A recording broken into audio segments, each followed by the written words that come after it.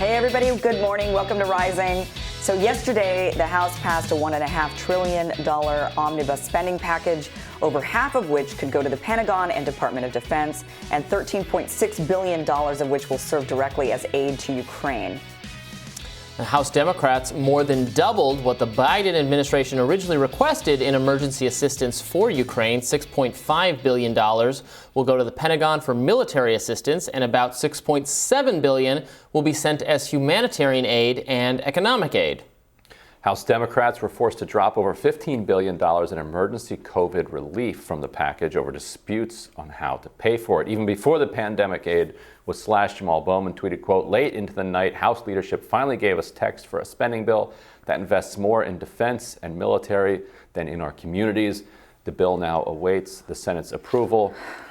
This was their last shot to get this extra boost of COVID money through, and it sounds like they are, well, I mean, doesn't sound like it, they blew it. I mean, here we are just funding more foreign wars. I mean, this is what this sounds like. We just can never invest in the American people. We never seem to be able to get the money on our own shores being spent here to build up America, however you want to build it up. And instead, we're just giving money away to the Defense Department. We ended a war thinking, great, now's the time. Finally, we're ending these foreign wars. We can invest in America. And yet, what do? We're giving money to Ukraine. They doubled the amount of money that Biden asked for. And then they're giving all this money to the Defense Department, and they're saying more is on the way for Ukraine as well. So we can't invest in America. Well, the funny thing about our defense budget is that it feels like it's a retainer. Like you have the biggest military in the history of the world on retainer. Right. You ever want to do anything?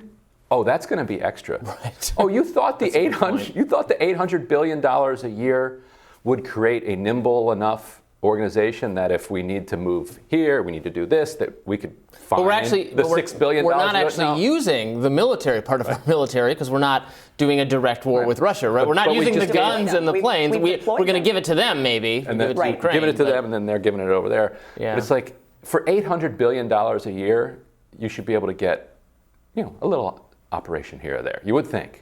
This is the nature of government. It's never enough. Everything's extra. Everything's never enough. Every war is a la carte. Yep. And the government agencies will complain about, oh no, we're being cut, our budget's being cut, even though all that means is they still got like a 3% budget increase, and then next year they get a 2% increase. No, our budget's being cut. No, you just got a smaller percentage increase. That happens routinely. Well, they use an ungodly amount of fuel in the military. Yeah. Estimates 20 billion, 30 billion.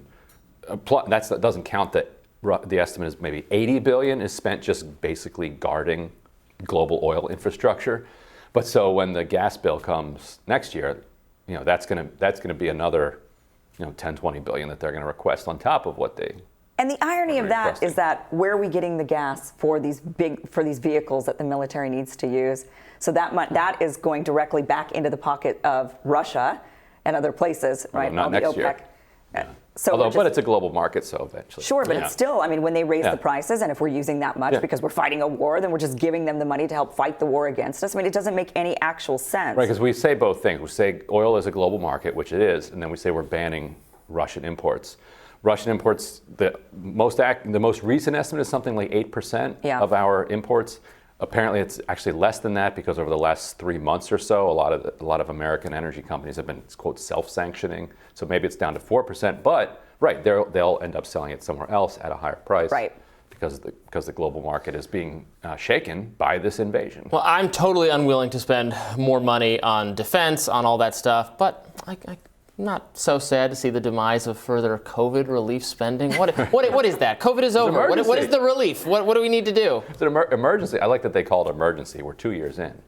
Well, we don't really know yet. We still haven't. We're now coming out of a wave, of course, but we go back into waves, so we don't really know. For them to just say, well, no, it's over and gone, and believe me, I would like it to be over and gone as well. But fall is still on the horizon, and they should be. Well, they should still be. There's a lot of people who will still be very uncomfortable, right? And those people should have the choice to be able to protect themselves, and that is something that the government should be investing in, like N95 masks and other things to help the people. Agree. No, they can buy your own. There's enough of them out there. Well, you don't need ramping up production in order to do that, and that's something they need to be doing. If we want to live in a bubble the rest of your life, I'm not going to subsidize it via government. Sorry, go enjoy your life.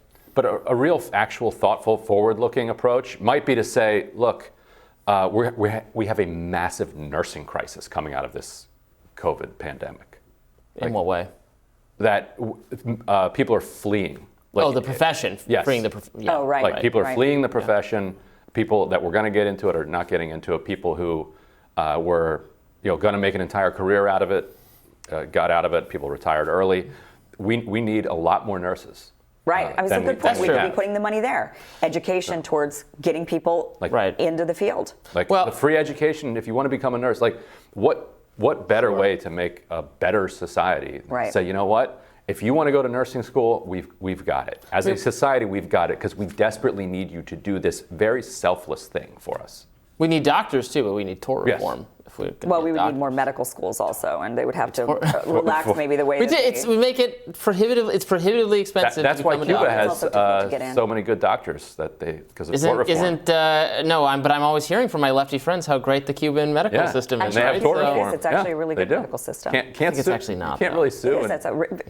Cuba has a very good trial lawyers lobby, not very strong in Cuba. So sounds like my place. I mean, look, I think overall, when it comes to this bill and what they're putting into it, I think all of us are sympathetic for the Ukrainians, right? I mean, we feel bad. We want to do something. Yeah. More than sympathetic. I'm outraged. I want them to defeat Russia for all time. Right. However you feel about it, I think everybody can be sympathetic towards them for sure. But the question then becomes, do we then send aid? Do we send American dollars over there? Is this what we're going to be using our tax dollars to go towards rather than all of these other things? And we could debate all of the other things that we could be using the money to go for. But it just seems in this country, there's a never-ending crisis abroad. And that is what we're always putting money towards. And it's when we shut down one and we think now's the time and we just move on and we put the money somewhere else because there's another crisis. And if it wasn't Ukraine, I mean, we could be sending this to Yemen. I mean, there's many other places that are at war. Afghanistan and it's a boy who cried wolf problem because, maybe now, this time you actually have one of the world's superpowers, a nuclear dangerous superpower invading with no provocation, invading its neighbors, a sovereign country. There's a very, very bad crisis. There's a real wolf. This is the real wolf. But it's also all the other things, and we had to spend on everything else. If it's a client state, isn't that the responsibility of an empire? But anyway, go ahead. And that's all I'm saying. And that's the problem, right? Is that we have how many of those? We have dozens. More than that. I would say over 100. Well, it's hard to find good clients nowadays. we go to Saudi Arabia, we're like, your one job. We need more. You had one job. We need more oil. Had one job. And they're like, you know what? I think we're going to not do that because Russia's kind of nice to us too. Another proxy war that we're just going to blow all of our money on. So there we go. We're going to have the MMT people coming after you for calling it taxpayer dollars. Look out. Well, whatever you want to call it. MMT reply guys are going to be the all money over printer Kim. go burr people? Yeah, they say that it's not taxpayer dollars. Right. That it's just created by the government. Fiat. Yeah, right. Yeah, I don't know how I feel about that. Go get her. Not well. All right, we'll have more Rising coming up right after this.